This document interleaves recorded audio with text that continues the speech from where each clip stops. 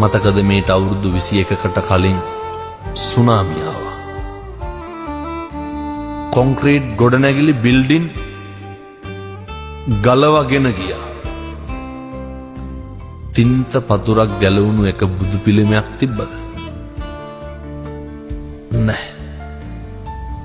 ස්වභාවික ව්‍යසන කොච්චරවත් සිද්ධ වුණා. හෙල්ලිච්ච බුදු පිළිමයක්වත් තිබ්බේ නැහැ.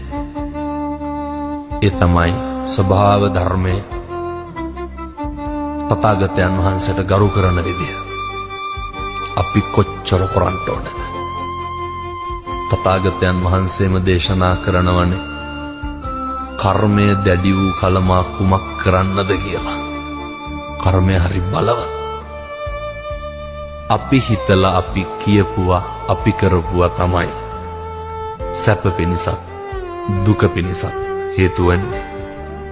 අභිවාදන සීලිස්ස නිච්ඡං වද්ධාපචායිනෝ චත්තාරෝ ධම්මා වඩ්ඩන්ති ආයුවන්නෝ සුඛං බලං.